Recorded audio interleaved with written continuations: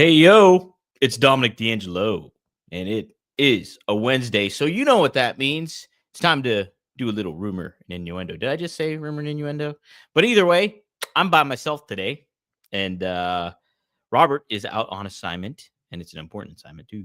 But you are stuck with me, and we're going to talk a little bit of AEW Dynamite. I'm going to check the dirt sheets too and check that wrestling news. When I fly solo, I usually fly by the seat of my pants. So get ready for a wild ride here on the outside. Why am I rhyming everything today? It's nice out in Pittsburgh. Maybe that's why the spirits are up here. It's like 42 degrees, which is really warm right now. Let's say hi to some folks in the chat, Joe. Jeff Hengener says, hello, R&I. Maybe Dom keeps messing up the intro because he's too excited. Maybe that's it. Am I always excited, though? I don't know. Like, after Raw, I wasn't that excited. Alt Jake says, I'm so scared. Uh-oh. Why is he scared? What's wrong, Jake? Wrestling Old Ed says, R&I can see clearly now Joe's reign is gone? Question mark? Interesting. We also have Alt Jake says, oh, damn it. That joke was solely for Robert. Dom may or may not get it. I don't get it. Are you referring to Samoa Joe as his reign? I don't know. Alt Jake also adds, never know with our Dom. You don't know. Did I nail the intro? I did nail the intro. All right. Sweet. Thanks. Michael Watson, shout out. You're not alone, Dom. You've got the chat. That's it. I got the chat. You guys are my co-hosts when I fly solo. Devin Dowling, AO. Devin Dowling joined One of a Kind with RVD the other night when we had Vince Russo and Violent J on. My goodness. When I say it's an all-time episode, it's an all-time episode. Go to rvdtv.com after you're done watching this, of course, and like, share, subscribe. That's our channel. And check out that full episode. There's already a clip up of Vince Russo talking about how he would have booked the John Cena final match. And let me say, Russo's idea was amazing. It would have been the best way to book John Cena's ending. No doubt about it. Especially if you wanted him to win, go out on a win. You couldn't book a better ending than what Russo pitched. I thought it was great. And yes, and that's, Russo's such a polarizing individual. Obviously, he gets a lot of buzz and everything, and but he knew that's a great call. And let me talk about Russo just for a second. Like, there is that kind of pushback, and obviously he's deliberate in his opinions. He really goes after, WWE, and is very critical of WWE and critical of all wrestling right now. And, he also has some really wild takes some once in a while. But at the same time, too, he's somebody that is respected in the business amongst some people. Like, you look at some of the people that he's worked with over the years and things like that, and maybe like he's polarized himself from some aspects of the business, but like somebody like a Kevin Nash really respects Russo. There's a lot of different names that you can throw out there and that appreciate Russo because they helped their career out. It's something that he did up and down the card was give everybody a story. And you will see that too if you check out JCW Lunacy. It's definitely a different flavor of ice cream when it comes to what you're watching in pro wrestling. And but it's kind of fun. I had a good time watching it. There's some nostalgia acts, which there's more to come, which I was filled in on.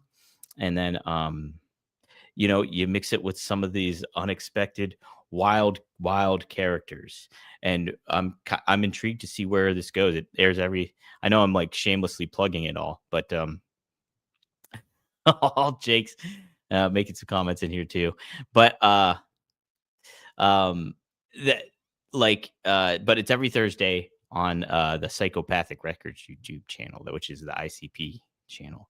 Check it out. The commentary is hilarious. Fun fact, Joe Dombrowski, who's on that commentary team of JCW, I'm the color commentator. He's the play-by-play guy for IWC. So like me and him work together. So he is the lead play-by-play man on there. So check it out. Give it all support some wrestling stuff like that. It is, you know what? It's different from like NWA Power, very different. But it's kind of that other option that you have right now that you can kind of go with this. Alt Jake says he's very anti-Russo. Everybody, sure, that's people have their opinions and everything. It's a fair business. The thing I kind of like have gotten to, and this is a Conrad Thompson thing too. So let me say this then. Conrad, I always keep in mind something, especially in wrestling, is like you judge by the person of how you interact with them. And, that's kind of, because you'll get a whole bunch of opinions online. You'll get other people's perspectives, other people's stories. And then you can also facilitate your own opinion by what you see and how these people handle themselves. So if you take that all into mind, and then if you interact with this person and you have a positive, if they're like nice to you and they're like, uh a good interaction that I think is, I don't want to say like beneficial, but I say more so in the realm of, is this it do you get good vibes from them and stuff like that, then I do think, you assess your judgment based off how you interact, how that person's treated you. And then like ultimately then too, you can see how they treat others and everything too at the same time. And then make your opinion based on that. So let's take a look here at some of the comments, because I'm sure there is some on here. That's like the best summation of John's. Okay, here we go. Wrestling Old Head. People were always complaining about three things: Cena not turning heel, Cena always winning, Cena always burying young talent. He does all three, and people still complain. What a great perspective, Wrestling Old Head. That is true. That is very true, for sure. Oh, does he? Do you mean D'Amico or Amico, Zach Amico? The color guy gets mad heat online, especially for the Marky D fan base. I don't know who Marky D is in the Marky D fan. I don't know who that is, but like he does. It's funny because they swear big time on JCW, like not for kids. Let's just say that. And so he'll throw out some zingers. He's a comedian, I believe, Amico, because I think he went to Skankfest. I saw pictures of him at Skankfest with friend of the show. Like, well, I know friend of the show, Scott Chaplin, was at Skankfest. They weren't, in a picture together, but they were on. I just saw Miko in the what's the big thing? With the Dave Smith, they do the roast kind of thing almost. Is it the Kill Tony thing? Is that what it is? Was he on Kill Tony? But either way, like he throws some funny zingers out there during commentary. So like I do appreciate. And it's like I said, it's a very different flavor of ice cream. Bro, there are clowns and they drink Faygo. We have a case of Faygo on a pole, bro. Listen, you want to talk about on a pole match? They had an on a pole match this past week on JCW. It was Kerry Morton, okay? And Kerry Morton is amazing in JCW. Oh my God. So Kerry Morton versus James Storm for a coal miner's glove on a pole match. It's fun stuff. I'm telling you, check it out. And like that's what they say. That's what Vince and both Violent J said on RVD show was give it 2 episodes. If you don't like it, then just move on. But like just give it 2 episodes and see how you feel about it. So Devin says, I don't want to spoil it, so I won't leave it up. Check it out, guys. Check it out. All right. There's my shameless plugs. RVDTV.com, JCW Lunacy. Check out that interview. Blah blah blah. All that stuff. Let's talk a little bit of something that I'm sure we are all excited about. All excited. 3 hours? Are you excited for 3 hours? I am indeed. I'm so excited, and I just can't hide it. I'm so excited, and I just can't hide it. I'm so excited, and I just can't hide it. All right, we did it three times for 3 hours.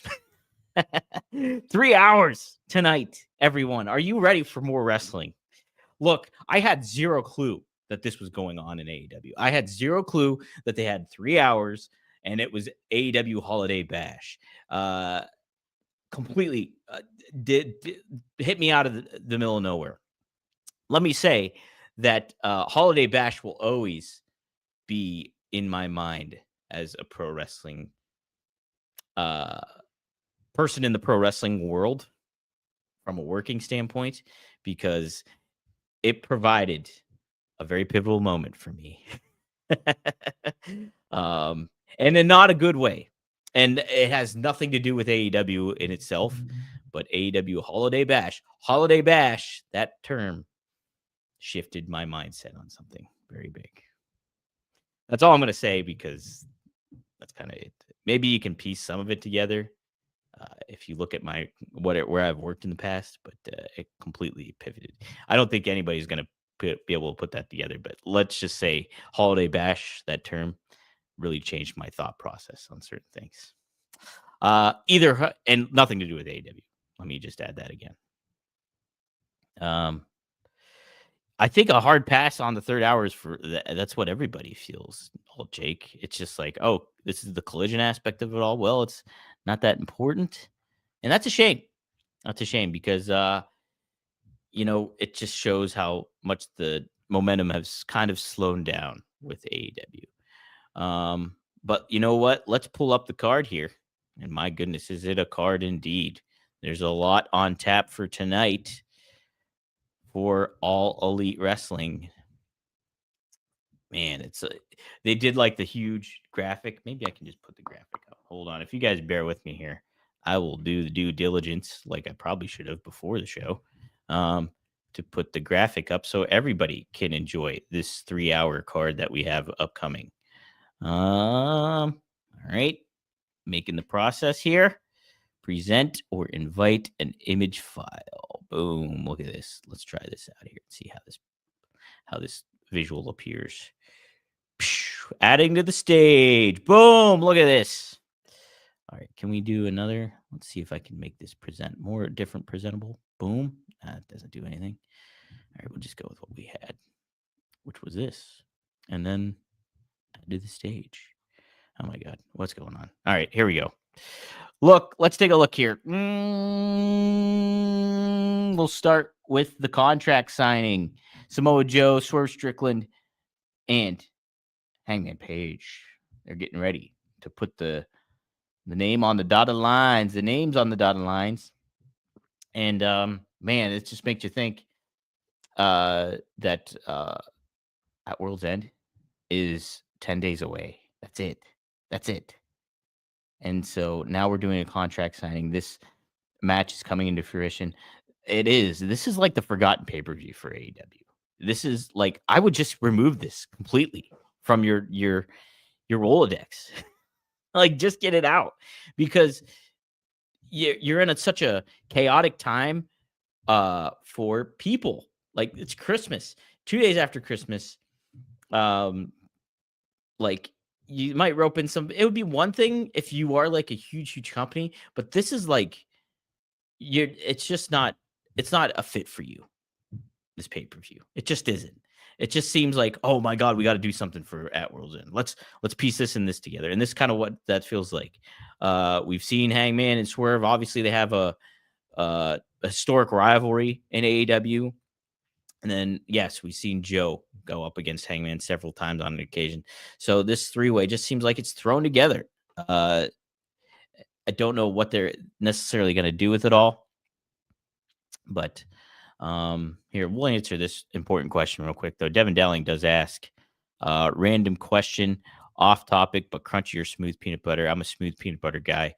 I do use crunchy when I make smoothies, though, because I like the texture. How's that sound? We also have the Dynamite Diamond Battle Royal. So does this mean we're getting a return of MJF tonight? Because he's been the only one to win this thing, right? Am I wrong on that? If they do make it, I hope there is some sort of surprise in it. Because like, you want to make it feel special. And if that surprises MJF returning and then winning again, I'm fine with that. But why don't you make it a return of someone? Or, I don't know, somebody notable shows up. AEW just needs a kick in the behind here, like to get some things going. Because again, this Continental Classic, I like it's fun. Like they've had some memorable matches, but you're just giving them away. And I don't think it's necessarily doing a whole lot to resonate in the world of wrestling either at the same time. Again, though, kind of a different flavor for people. Like you're getting this kind of stuff where you won't get this on WWE and stuff like that, but it just feels ultimately lesser than, because what is the point of this Continental Classic tournament in the grand scheme of it all? We still don't know what the stakes are. You're the Continental Champion. Does that also make you the Unified Champion, or you just they have not explained that whatsoever. Unless I'm missing something and they said something on Collision. We'll get to those Continental Classic matches in here in a second. We have an 8 women's tag. Sorry, I'm like leaning in here. It's Mercedes Moné, Athena, Billy Starks, and Megan Bayne. They're going up against the Babes of Wrath and Mina Shirakawa and Toni Storm. I actually like this match. This is a fun match. You could have, honestly, you probably could have, honestly, if you did this and AEW promoted in the right fashion, you could have made this a main event for your Dynamite show for the Holiday Bash. Like, you got Toni Storm, you got Mercedes, bam, great names right there. Then you got Athena, who's an established name, and you want to establish even further, as you should. Young rising talent and Billy Starks, Monster Heel and Megan Bayne, and then the Babes of Wrath, your new tag team champions. So I would have really positioned them in the right manner to make that feel like a real big deal. So here we go. We got an AEW World Tag Team Championship. I don't know if this delineates what's on Collision and what isn't. I don't think it does whatsoever. So who knows what this is all on. So we got FTR. They're the tag champs, and they're going up against the Bang Bang Gang, which is Juice Robinson and Austin Gunn. Look, Austin Gunn, I did catch some of this. He cut a great promo the other day, against FTR. Really funny stuff. He's great. Austin Gunn, somebody you got to watch out for. I would give him a singles push. After he loses, which I'm sure they're going to lose tonight, give Austin Gunn a singles push. Have him go, because he's got that personality that you want. Man, yes, he's somebody I would put my chips behind big time. And I'm a huge fan of Billy Gunn. Like, I was a massive mark for the one Billy Gunn way back in the day, and that is a shoot. I loved the one Billy Gunn. Like, the music, look at all I've got. I loved the music. I loved everything about the one Billy Gunn. Then I almost thought after the fact, this was years after, I was like, man, they should have gave Billy Gunn like almost like a superstar Billy Graham vibe, or like an ambiguous kind of Gold Dust almost vibe to him, where like he was androgynous is what I'm looking for, not ambiguous. Where like, you could have really presented him in like this Gorgeous George / superstar Billy Graham kind of fashion. And like, what a great heel like gimmick that would have been back then. Like, it would have been a lot of fun. I love Billy Gunn, man. Billy Gunn's the best. Everybody's talking about, oh my God, Razor just clawed my foot.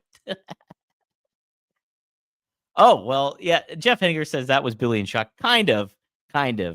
But like, I'm talking about like, going all out with how he dressed or, everything like that. You could have made him what a heel he would have been, in contrast to like The Rock and even John Cena later on. Like, man, if you fantasy book in your head, that superstar Billy Gunn would have been pretty fantastic. Let's see here, man. People are talking about stuff about Aldi's. I gotta go back and look at this chat about what people are talking about. All right, let's talk about these Continental Classic matches. We got Mascara Dorada taking on Orange Cassidy. That should be a fun one. I would have that open the show, actually. I think that would be a fun match to have open the show. Orange Cassidy and Mascara Dorada. And then we have Kyle Fletcher. He's taking on Pac. So 2 heels going at it.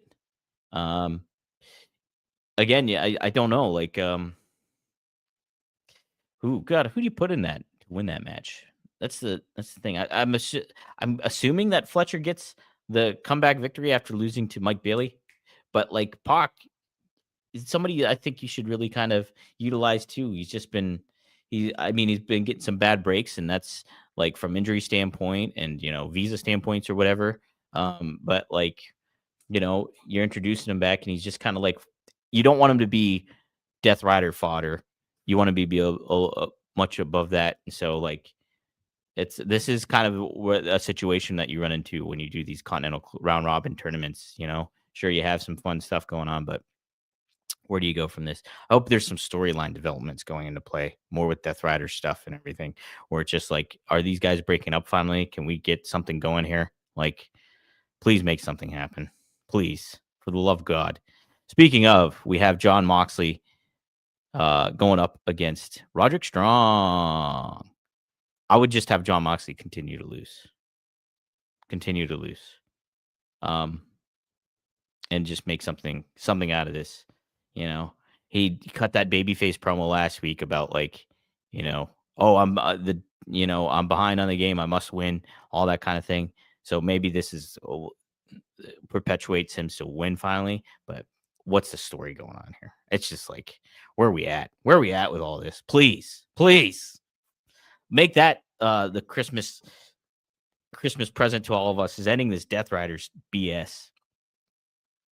Oh, Devin Dowling says it might be a draw. Interesting. Yeah.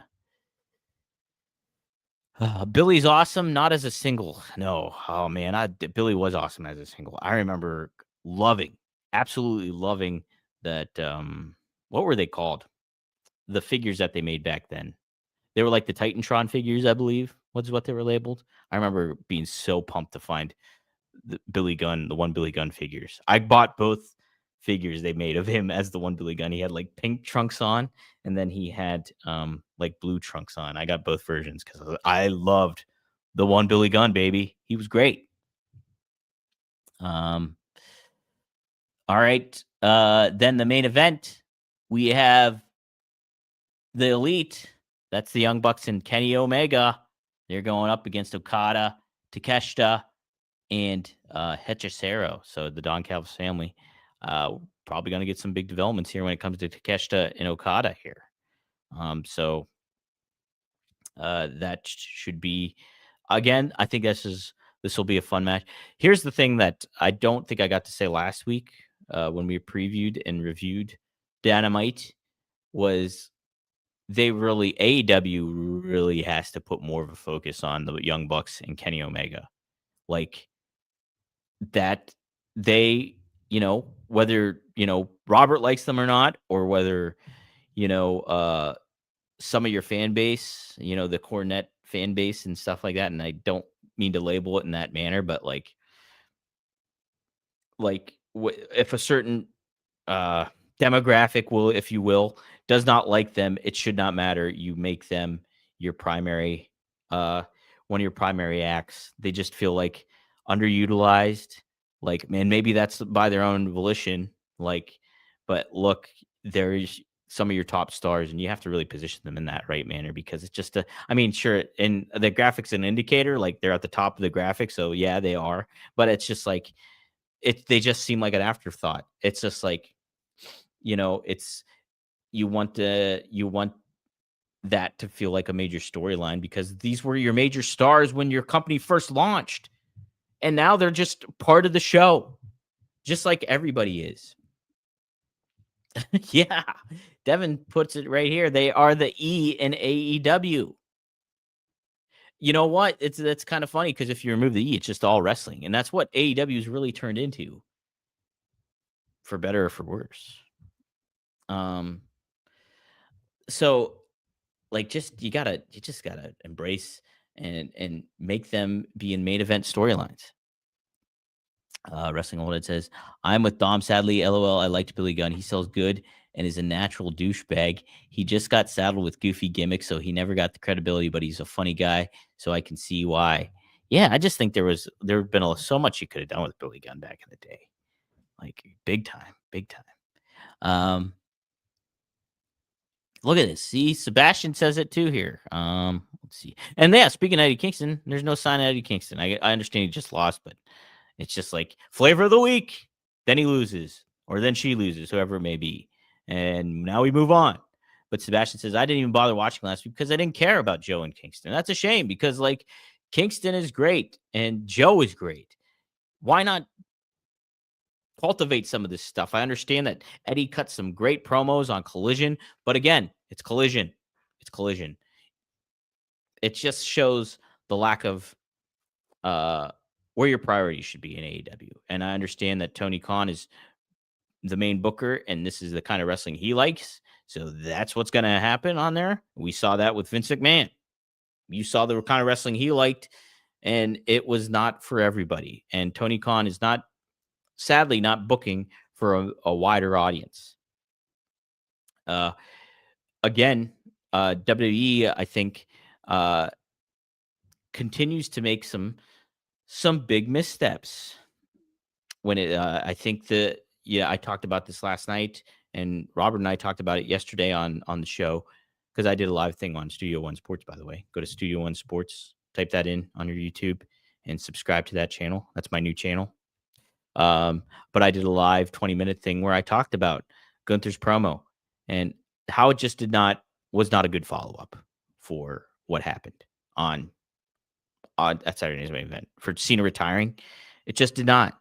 So it's just like WWE does some good creative things, I think. From a grand scheme of it all, like I think WWE's a better product, more of a product for me and for a wider audience, I think, of what I like about pro wrestling than what AEW is currently presenting. But that being said, they have some missteps and they make some major missteps. So why, if you're AEW, you got to factor in, like, let's make things different. This is just like constant, same stuff, great matches, talented wrestlers, I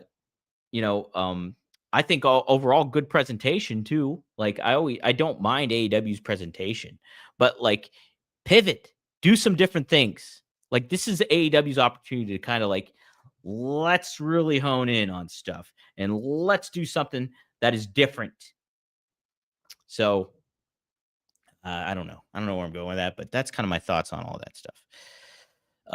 Man, well, big debate on Billy Gunn here. Just big debate. Alt Jake says he can't cut a promo. That's why he did the call in response at the end of the Outlaws bit. I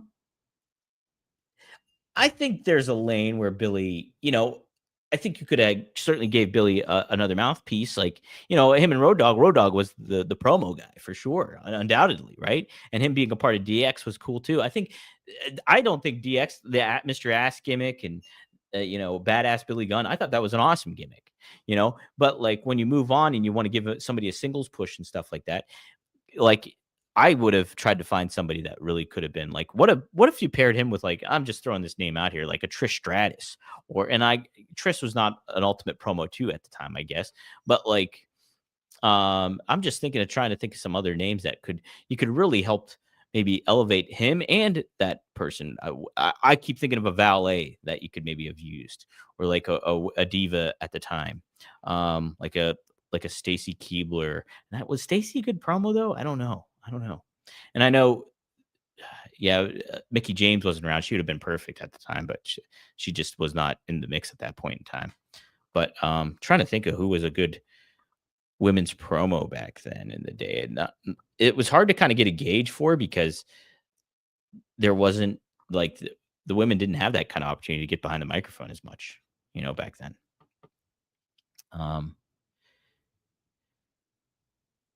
Trish was around though for the one Billy Gunn. Ivory, I did think about Ivory. She wouldn't be bad, and she was good promo, like when she had the opportunities to talk.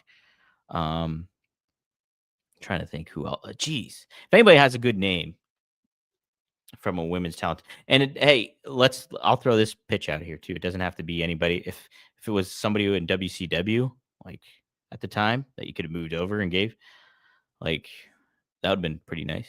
Luna Vachon, somebody says. Uh, Wrestling Old Ed suggested that one. Your point still stands that Billy can't cut a promo.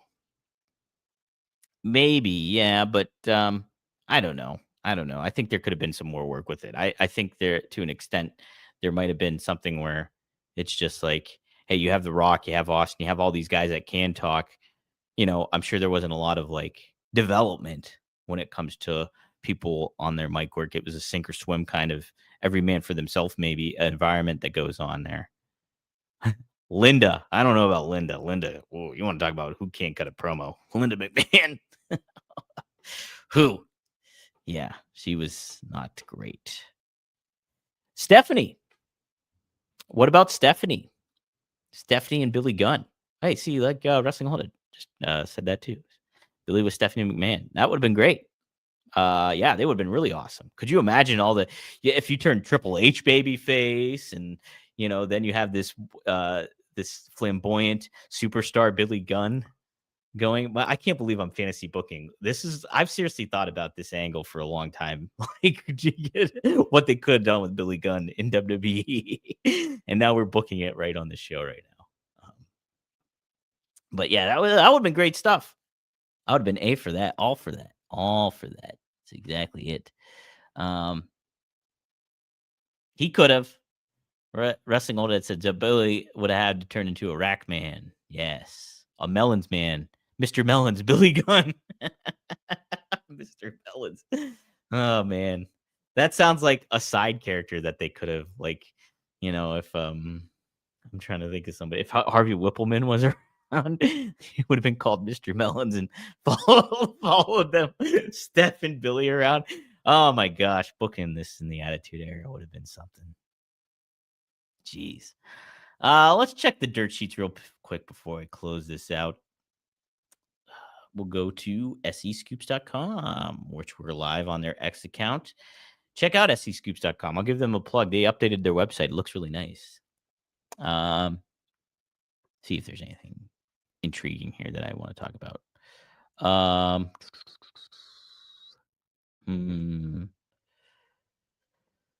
Let's see. Is this a plug for my show or not?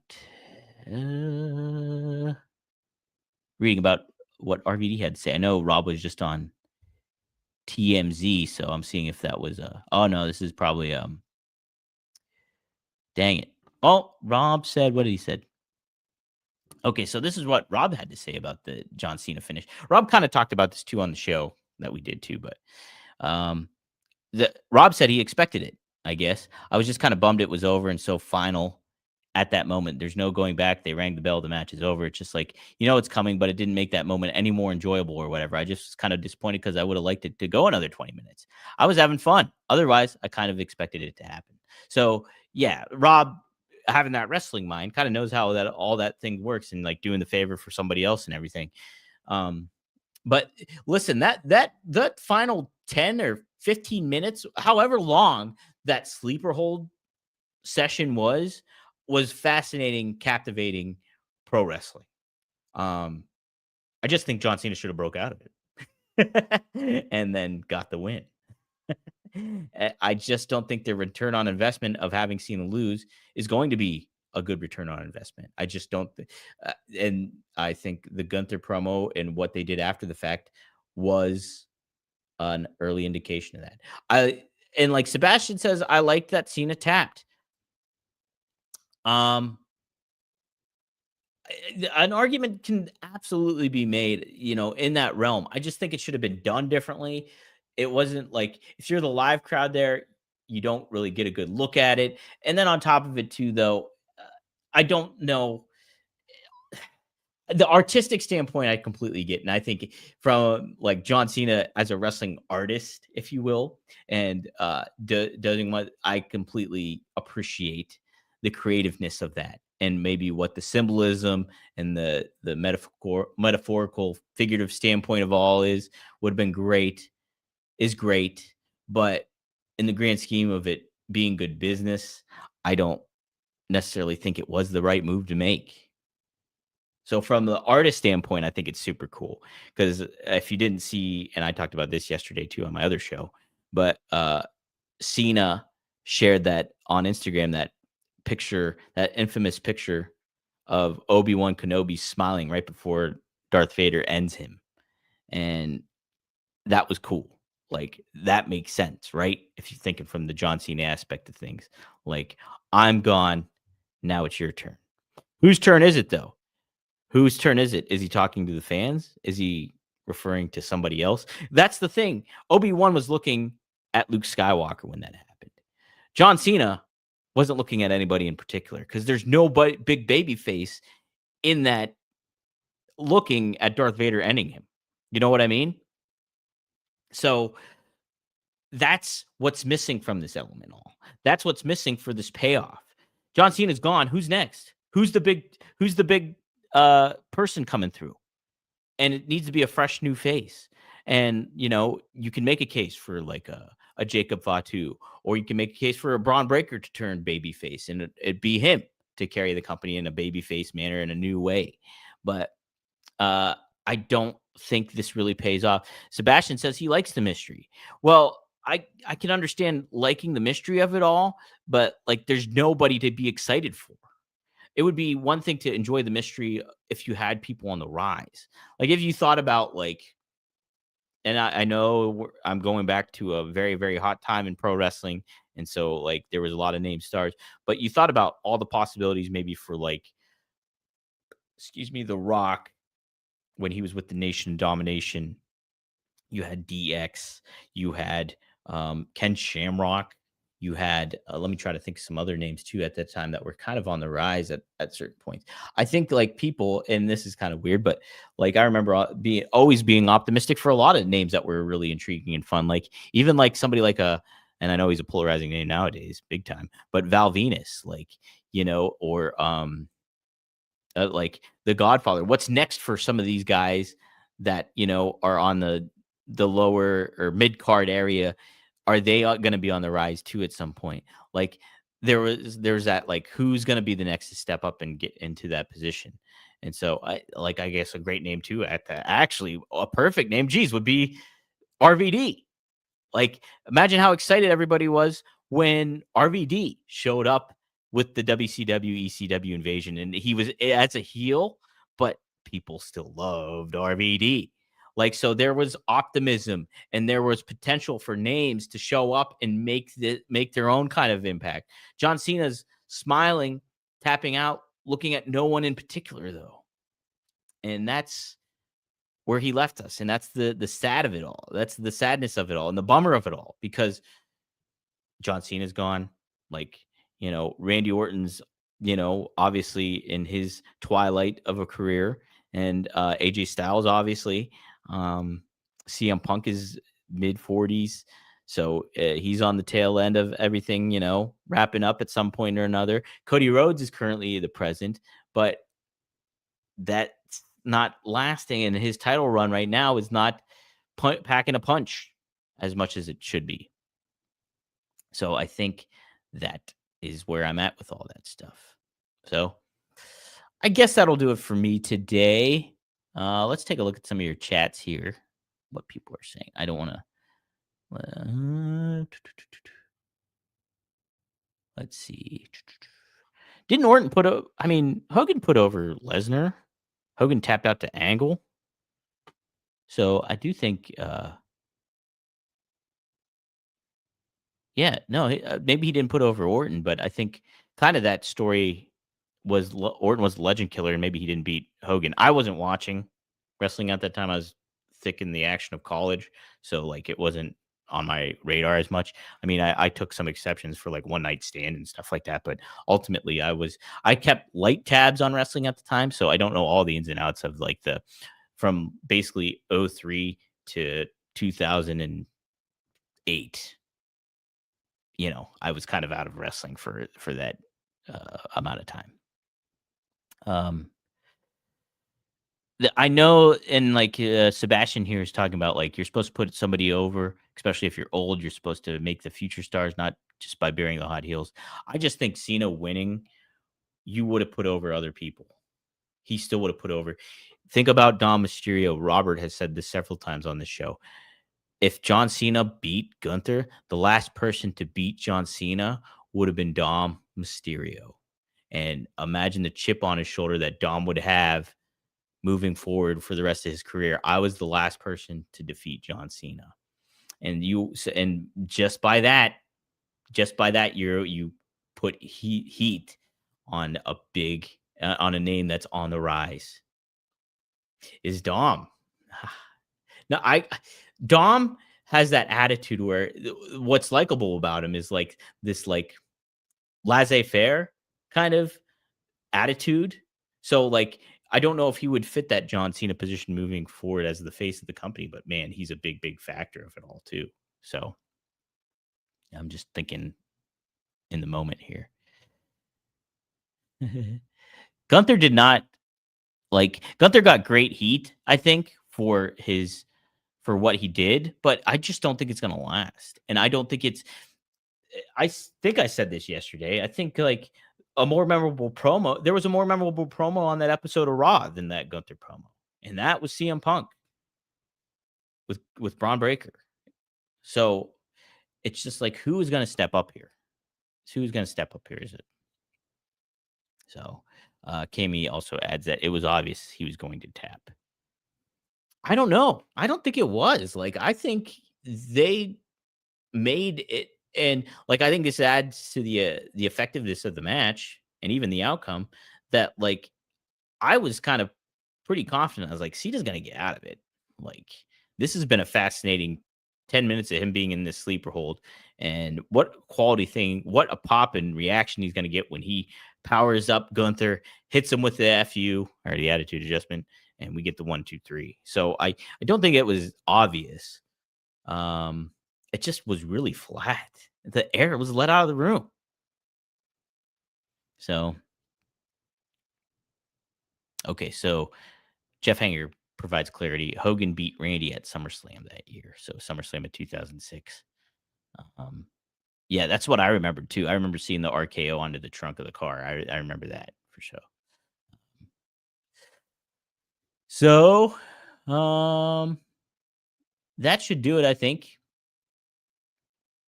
Let's see. Gunther about to retire. Oh, Gunther about to retire, everybody. Sorry, I'm just looking at comments. All right. I went 45 minutes. That's pretty good, right? Jeez. Maybe it's too much.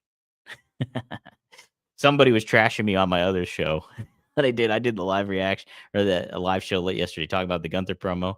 And some guy, Hong Kong Huey, like Hong Kong Fooey, like the cartoon. I was like reading in time. I didn't like read ahead of the comments, but like he was just trashing me. He's like, nobody wants to tune into this. I'm like, thanks. Yeah. Well, I was like, he's like, what are you doing? And I'm like, what do you think I'm doing? I'm doing a show. If you guys want to see that, go to Studio One Sports on YouTube. Check it out. And support that channel. Like it and subscribe to it and help it out. Help it out because I'm trying to build some stuff with that. We're going to have some fun live content on there for sure. Too, not just involving me, but other people as well. And there'll be interviews. There's an interview with Vince Russo actually up on there, and not the RVD one. I interviewed Vince Russo one-on-one before we went with RVD, so check it out. And yes, I got some more stuff planned, but this is always fun, and you can catch me and Robert every Monday through Friday here on the WD Creative _ish X account, the at Dominic D'Angelo X account, the at SE Scoops X account, at the podcast Heat X account. Also, you can catch us on the Oh You Didn't Know YouTube channel, the podcast Heat Wrestling YouTube channel, Ad Free Shows YouTube, and on the Rumor and Innuendo YouTube channel. So support us all in that form or fashion. Check out that Violent J and Vince Russo chat RVD and I had at rvdtv.com. And help support that channel as well. Thank you all for tuning in the chat. You guys are indeed my co-host when I fly solo. I am a chaotic mess, I understand. But I appreciate everybody that joins in and chimes in here. and can't thank you enough. So you guys make it fun, and that's why I do this day in and day out. All right. Best of luck in your future endeavors. And yes, like Michael Keaton says, I am Batman. Shh.